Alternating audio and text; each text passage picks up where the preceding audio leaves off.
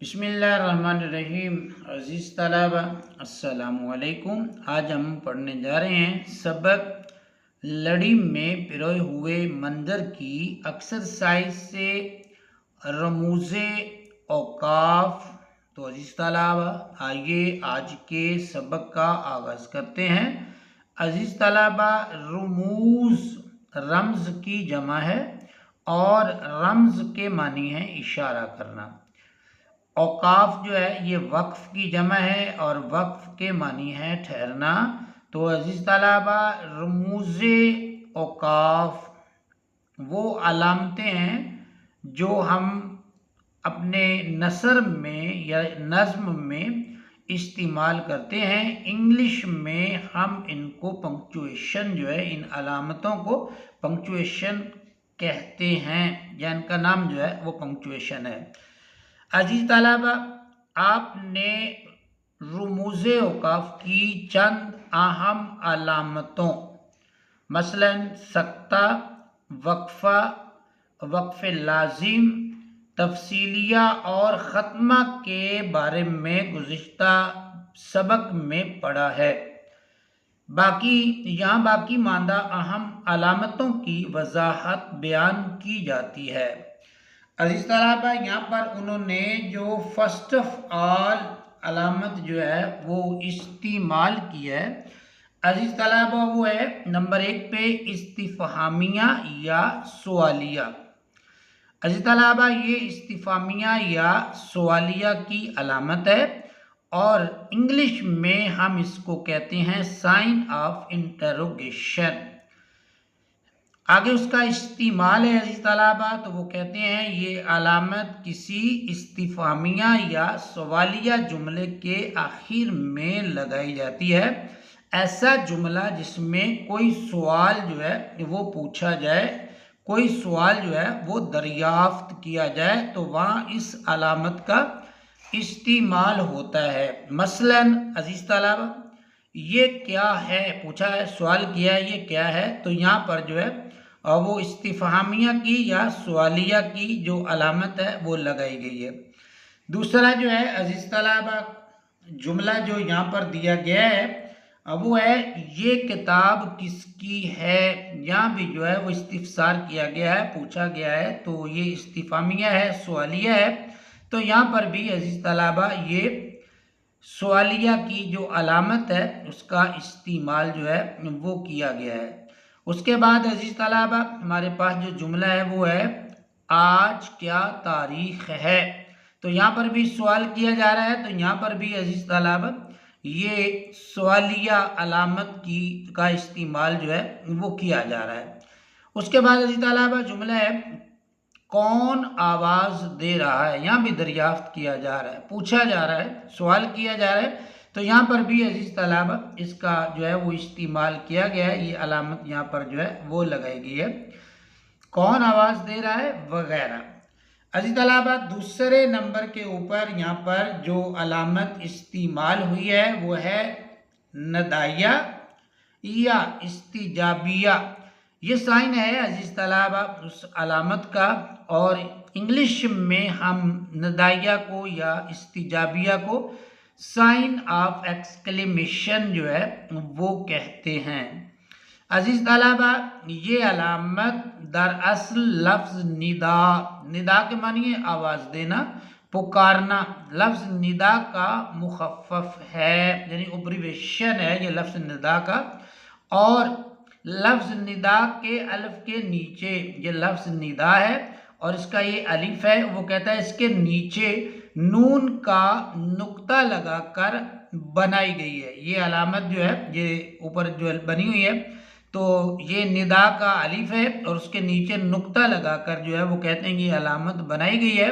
ये अलामत वहाँ इस्तेमाल की जाती है जहाँ किसी को निदा देना, यानी किसी को जो है वो हम आवाज़ देते हैं, किसी को निदा देते हैं, पुकारना, खिताब करना मकसूद हो, तो वहाँ पर इस अलामत का इस्तेमाल अजीज तलबा किया जाता है। मसलन खुदाया, अब जो है वो नदा की जा रही है, आवाज़ दी जा रही है। खुदाया आगे जो अलामत है उसका इस्तेमाल किया गया है, मेरी आरजू पूरी कर दे।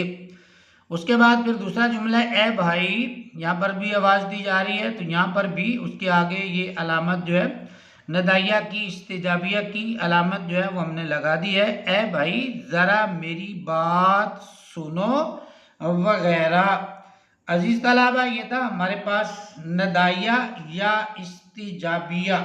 उसके बाद अजीज तलाबा हम अगली जो हमारी अलामत है उसके तरफ जो है वो हम बढ़ते हैं, तो वो है अजीज तलाबा फजाइया। अजीज तलाबा, नदाइया की और फजाइया की जो अलामत है वो बिल्कुल सेम है, एक जैसी है। वहाँ मैंने पेंसिल से लिखी है, यहाँ पर जो है ये अलामत आपको नज़र आ रही है, तो अमूमन इसकी शक्ल जो है वो यही है। अजीज तलाबा, फजाइया को भी जो इंग्लिश में साइन ऑफ एक्सक्लेमेशन जो है वो कहते हैं। अजीज तलाबा, जब तहरीर में गुस्सा, हिकारत, ताज्जुब, ताज्जुब के मानी हैरानी के हैं, तमन्ना, अदब, ताज़ीम, निदामत, खौफ, तहसीनो, आफरीन वगैरह जज्बात को ज़ाहिर करना मकसूद हो, यानी इन जज्बात को ज़ाहिर करना मकसद हो, तो ये अलामत इस्तेमाल की जाती है, जिससे ये ज़ाहिर होता है कि ये अल्फाज बिला इख्तियार या खुद ब खुद ज़ुबान से निकल गए हैं। मसलन यानी कि बिला इख्तियार या खुद ब खुद ही जो है बेसाख्ता जो है फ़ौरन ज़ुबान से जो है वो अदा हो गए, निकल गए। मसलन वो और रहम, ये आगे अलामत आ गई अजीज़ तलाबा फजाइया की। वो और रहम इसकी उम्मीद फजूल है, वो और रहम इसकी उम्मीद, वो कहता है अजीज़ तलाबा फजूल है, वो और रहम इसकी उम्मीद फजूल है, अलामत का इस्तेमाल है। उसके बाद दूसरा सेंटेंस है उफ, उसके बाद फिर जो है ये फजाइया की अलामत का इस्तेमाल किया गया है, उफ बेचारा चल भी नहीं सकता वगैरह। अजीज तलाबा, उसके बाद हमारे पास जो अलामत है वो है वावैन। चौथी अलामत हमारे पास वावैन है। तो अजीज तलाबा, ये जो है वो इन्वर्टेड कोमाज हैं और ये दोहरे इन्वर्टेड कोमाज हैं, यानी कि डबल इन्वर्टेड कोमाज हैं। ये दोनों तरफ जो है वो लगाए जाते हैं उस इबारत के। तो वावैन का इस्तेमाल अजीज तलाबा कहाँ होता है, इसके बारे में जो है वो हम थोड़ी सी जो है वो मालूमात हासिल करते हैं। तो वो कहते हैं इस अलामत का इस्तेमाल किसी का कौल मनोअन नकल करते वक्त, यानी कि जैसे किसी ने बात कही है या की है, बिल्कुल वही उसी के ही लफ्ज़ों में जब हम उस बात को तहरीर करते हैं, उस कौल को तहरीर करते हैं, तो फिर इस जो है वो अलामत का जो है वो इस्तेमाल जो है वो किया जाता है। किसी का कौल मनोअन नकल करते वक्त या किसी इक्तिबास का इंदराज करते वक्त उस कौल या इक्तिबास की इब्तिदा और आखिर में किया जाता है, यानी कि उस कौल या इक्तिबास के शुरू में भी ये जो दो वावैन हैं, ये जो कौमें हैं ये लगाए जाते हैं, और आखिर में भी जो है वो दो कौमें लगाए जाते हैं। उर्दू में वावैन है और इंग्लिश में इन्वर्टेड कोमास, इनको जो है वो अजीज तलाबा कहते हैं, जिसका मफहूम ये होता है कि वावैन के अंदर वाली इबारत गुफ्तगू करने वाले ही के अल्फाज पर मुश्तमिल है। अजीज तलाबा, यहाँ हम इसको जो है वो दोबारा रीड करते हैं। वो कहता है किसी इक्तिबास का इंदराज करते वक्त उस कौल या इक्तिबास की इब्तिदा और आखिर में किया जाता है, जिसका मफहूम ये होता है, जिसका मतलब ये होता है कि वावैन के अंदर वाली इबारत, यानी इन्वर्टेड कोमास के अंदर वाली इबारत गुफ्तगू करने वाले ही के अल्फाज पर मुश्तमिल है, यानी कि ये जो इबारत लिखी गई है, ये जो कौल लिखा गया है, वो बिल्कुल वही अल्फाज लिखे गए हैं जो उसने अदा किए थे। मसलन बाप ने बेटे से कहा, अब वो बाप की बात जो है वो उसी लफ्ज़ों में लिखी जा रही है, तो इधर भी जो है वो वावैन लगा दी गई है, इन्वर्टेड कोमाज लगा दिए गए हैं, और आखिर में भी इन्वर्टेड कोमाज जो है वो तलाबा लगा दिए गए हैं। बाप ने बेटे से कहा, बेटा मेहनत करो, मेहनत का फल ज़रूर मिलेगा। तो दोनों तरफ वावैन की अलामत जो है वो लगी हुई है। अजीज तलाबा, उसके बाद जो है दूसरा सेंटेंस हमारे पास जुमला है, मैंने मुलाजिम से कहा जाओ मेरा सामान गाड़ी से निकाल लाओ। तो ये उसी के लफ्ज़ हैं हूबहू, वही बात जो है वो यहाँ जो है वो कोट कर दी गई है, लिख दी गई है। तो इसके इब्तिदा में भी जो है वो वावैन लगा दी गई है और आखिर में भी वावैन का इस्तेमाल कर दिया गया। इसका मतलब ये है कि ये अल्फाज बिल्कुल वही अल्फाज हैं जो उस बंदे ने जो है वो अदा किए हैं। इसके अलावा उसके बाद हमारे पास जो अलामत है, पांचवी अलामत जो है वो हमारे सबक के हिसाब से जो है वो बनती है, वो है अजीज तलाबा कौसैन। अजीज तलाबा ये जो छोटी सी ब्रैकेट बनी हुई है ये कौसैन की अलामत है। इंग्लिश में इसको ब्रैकेट्स कहते हैं, उर्दू में हम इसको कौसैन जो है वो कहते हैं। इसका इस्तेमाल कहाँ पर होता है तो हम उसको जो है वो स्टडी करते हैं। अजीज तलाबा इस अलामत में, जिसे अंग्रेजी में ब्रैकेट्स कहा जाता है, किसी बात की वजाहत के लिए वो अल्फाज लिखे जाते हैं जो लफ्ज़ मोतरिज़ा या जुमला मोतरिज़ा के तौर पर आते हैं। यानी कि आप कह सकते हैं कि जो लफ्ज़ जो है वो ना भी लिखे जाएं तो इबारत जो है वो समझ आ जाती है। यानी है कि इबारत समझ नहीं आती तो इबारत इनके बगैर भी समझ जो है वो आ जाती है, उन लफ्ज़ों के बगैर भी। और उन्हें हज़फ कर देने से इबारत के रब्त व तसलसल में कोई फ़र्क नहीं पड़ता। इबारत का जो रब्त है, तसलसल है, वो जो है उसमें कोई फ़र्क नहीं पड़ता, वो कहते हैं अजीज तलाबा। और जो है बात जो है वो वाज़े तौर पर जो है वो समझ जो है वो आ जाती है। अब हम जो है वो बढ़ते हैं इसकी मिसालों की तरफ। तो हम इसकी मिसालें जो है वो देखते हैं। वो कहते हैं अजीज तलाबा, मसलन अनवर साहिब, ये इबारत है, अगर ये बीच में से काट भी दें तो हमारी बात जो है वो मुकम्मल हो जाएगी, हमें समझ आ जाएगी। अनवर साहिब से हमारे भी दरीना ताल्लुकात थे। दरीना अजीज़ पुराने ताल्लुकात थे। अनवर साहिब, अब बीच में मरहूम मतलब कि वो मर चुके हैं। अगर ये बीच में काट भी दें तो बात फिर भी समझ आ जाती है, लेकिन ये वजाहत के लिए जो है वो लफ्ज़ लिखे जाते हैं।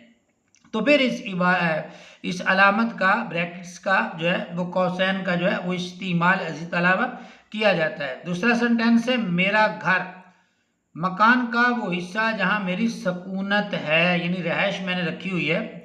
मेरा घर मकान का वो हिस्सा जहाँ मेरी सकूनत है, खासा पोसीदा हो गया है, मतलब कि पुराना हो गया है, गिरने वाला हो गया है। तो अब ये अगर लफ्ज़ निकाल भी दें अजीज तलाबा तो भी ये जुमला हमें समझ आ जाता है, इबारत जो है वो समझ आ जाती है। तो ये अलामत जो है ये वहाँ इस्तेमाल होती है जहाँ पर जो है वो हम किसी बात की थोड़ी सी वजाहत जो है वो कर रहे होते हैं, बात जो है वो समझाने के लिए। अगर हम वैसे पढ़ दें, मेरा घर खासा बोसीदा हो गया है, यानी कि पुराना हो गया है, तो फिर भी समझ आ जाता है, लेकिन ये वजाहत के लिए है। और अगर ये काट भी दिए जाएं तो इबारत के तसलसल में, रब्त में कोई फ़र्क नहीं पड़ता। इसके अलावा उसके बाद हमारे पास जो अलामत है वो है ख़त। और ख़त जो है अजीज तलाबा ये उसकी अलामत है, ये एक लाइन सी लगी हुई है, तो ये कौसैन के अंदर एक लाइन लगाई है, तो ये उसकी अलामत है। इंग्लिश में इसको डैश कहते हैं। इसका इस्तेमाल कहाँ होता है तो उसको जो है वो हम अजीज तलाबा पढ़ लेते हैं। अंग्रेज़ी में इस अलामत को डैश कहते हैं। जिस तरह कौसैन जुमला है मोतरिज़ा को रवां तहरीर से अलग करती है, इसी तरह ये अलामत भी नीम खत्मा का काम देते हुए जुमला ख़त्म किए बगैर इसमें अचानक तब्दीली को जाहिर करती है। जुमला ख़त्म नहीं होता लेकिन उसमें कोई ना कोई तब्दीली वाक़ हो जाती है, या तब्दीली जो है वो अजीज़ तलाबा रुनुमा जो है वो हो जाती है। अब हम उसके जो है वो मिसालें देखते हैं। मैं बीमार हूँ, उसके बाद उन्होंने डैश लगा दिए। आपसे मिलना भी ज़रूरी है, इसी तरह ये अलामत भी नीम खत्मा का काम देते हुए जुमला ख़त्म किए बगैर इसमें अचानक तब्दीली को जाहिर करती है। जुमला थोड़ा सा चेंज हो जाता है, तब्दील हो जाता है। मैं बीमार हूँ, आगे अलामत है डैश, आपसे मिलना भी ज़रूरी था। उसके बाद दूसरा जुमला है, अब तो उसी तनख्वाह में डैश वो जितनी भी है, आगे फिर डैश है, गुजारा करना होगा। थोड़ा सा जुमले में जो है वो तब्दीली रूनुमा होती है।